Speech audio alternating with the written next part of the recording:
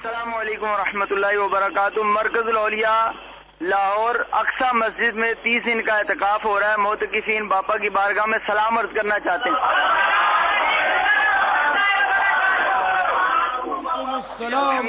مدنی مذاکرہ باپا کا سن کے بکثرت اسلام بھائیوں نے الحمدللہ داڑھی شریف سجانے اور امامہ سجانے کی نیتیں کر لی۔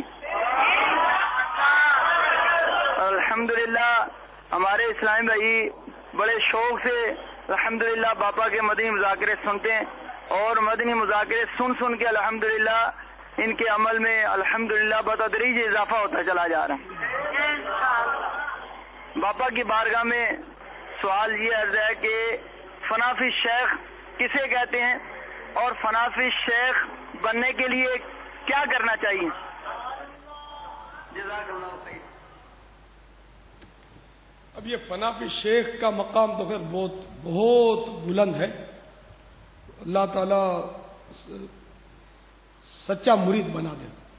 اگر مرید کامل بھی اس دور میں ڈھونڈو نا تو جوئے شیر لانے کے مترادف ہے فنا فی شیخ بہت دور کی بات ہے۔ فنا فی شیخ تو بس اب ایسا لگتا ہے مزاروں میں چلے گئے، نظر نہیں آتے۔ ادھر تو شیخ سامنے بولتا ہوتا ہے اور خلاف ورزی ہوتی ہے، تو یہ بیچارے کس طرح کے مرید اور کس طرح کا شیخ ہے۔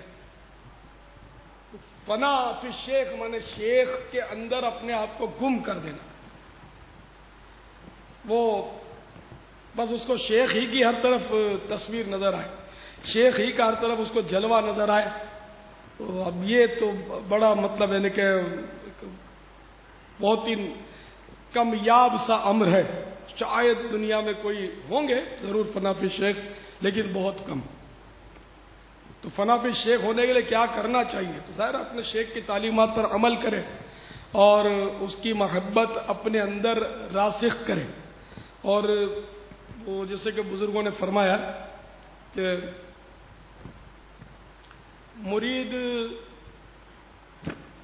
ایسا ہو جیسے کہ مردہ بدستے زندہ یا مردہ بدستے غسال، یعنی جس طرح مرید کو اپنے پیر کے ہاتھ میں ایسا ہونا چاہیے جیسے کہ غسال کے ہاتھ میں مردہ، یعنی جب تک غسال اس کو الٹ پلٹ نہیں کرتا اس وقت تک مردے میں اپنے طور پر ہلنے جلنے کی سخت نہیں ہوتی۔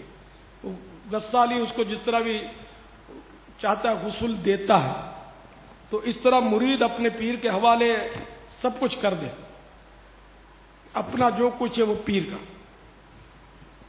تو اس طرح کے اب نظارے نہیں ہیں، اب مطلب وقتی طور پر عارضی جذبات ہوتے ہیں، اور بندہ جو ہے وہ روتا بھی ہے، تڑپتا بھی ہے، سب کچھ کرتا ہے، لیکن یہ سب وقتی جذبات اور عارضی نظارات ہوتے ہیں، اس کے بعد اس کو سدھ بھی نہیں ہوتی۔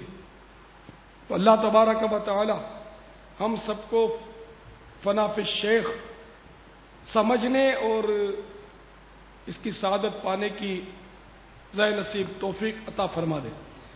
واللہ تعالی اعلم ورسولہ اعلم عز وجل، وصلی اللہ تعالی علیہ وآلہ وسلم۔